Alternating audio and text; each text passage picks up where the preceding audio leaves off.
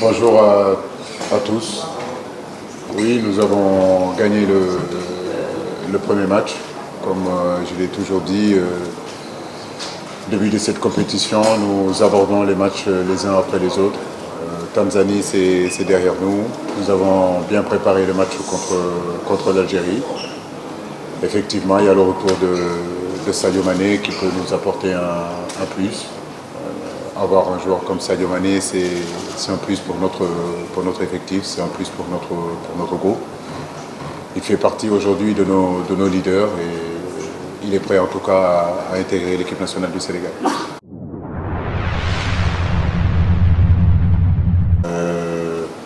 Je crois que ça devient une obsession cette histoire de favoris. Je crois qu'il faut se concentrer, faire un focus sur l'équipe du Sénégal, de sa progression et de cette envie que nos joueurs ont envie de faire plaisir au peuple sénégalais. Aujourd'hui, nous sommes conscients de notre force.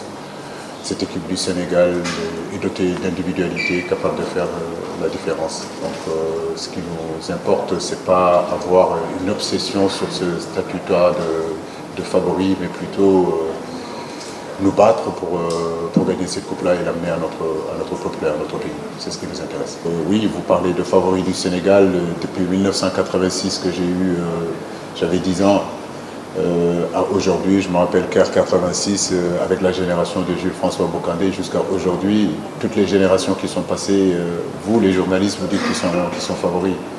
C'est pour cela qu'aujourd'hui, être favori, ça ne veut pas dire grand-chose, j'ai l'impression, dans cette compétition, parce que quand on regarde les dernières éditions, que ce soit la Zambie, que ce soit même le Cameroun, ne faisait pas partie non plus des favoris en 2017. C'est pour cela qu'il faut vraiment s'armer d'humilité et aborder ces matchs-là les uns après les autres.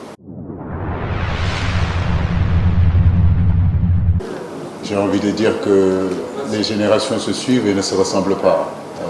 La génération de Sénégal 2019 est différente des autres générations. Je pense qu'ils sont jeunes, ils ne savent pas ce qui s'est passé dans les années 70.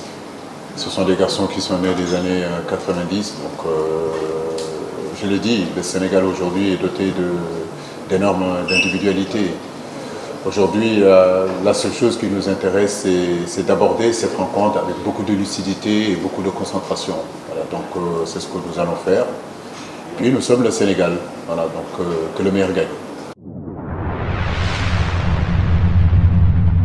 Il n'y a pas de plan anti-Mahrez ou plan anti-Brahimi ou plan anti-Feghouli. Je crois qu'aujourd'hui, ce qui nous intéresse, nous, c'est aborder ce match-là, comme je le disais tout à l'heure, avec beaucoup de sérénité, jouer le match qu'il faut au moment où il faut, quand il le faut. C'est surtout ce qui est important. Et comme je le dis, dans ce match-là, il n'y a rien de décisif. C'est le deuxième match de poule qui est important. Il n'y a pas de plan anti-Mahrez, anti-Feghouli ou anti-Brahimi. Je crois que ce sont de très grands joueurs. On connaît leurs individualités.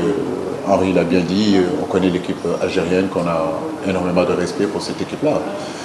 Maintenant, nous devons aborder ce match-là, comme je l'ai dit, avec beaucoup de lucidité et beaucoup de concentration. Il n'y a rien de décisif sur ce match-là. N'oubliez pas que derrière, il y a un autre match aussi contre le Kenya. Donc, nous tenons vraiment à l'aborder avec beaucoup de sérénité. Non, je crois que ce n'est pas battre l'équipe de l'Algérie. Si on veut être une grande nation de football, il faut battre toutes les équipes. On a commencé par la Tanzanie.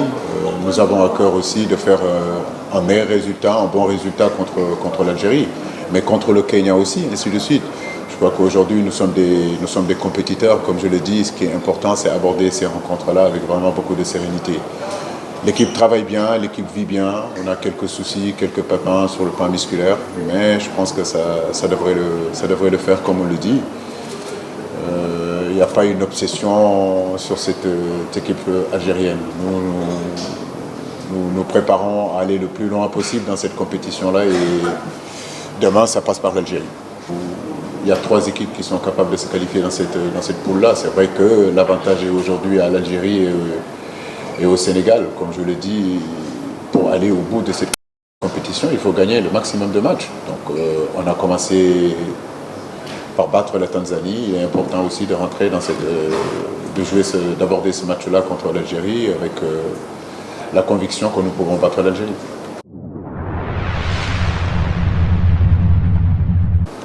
Ce qu'a besoin une équipe pour être champion d'Afrique, si j'avais la recette, je ne vous la donnerais pas.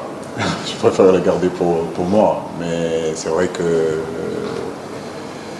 jouer en Afrique, c'est pas évident. C'est très compliqué, les conditions sont très difficiles.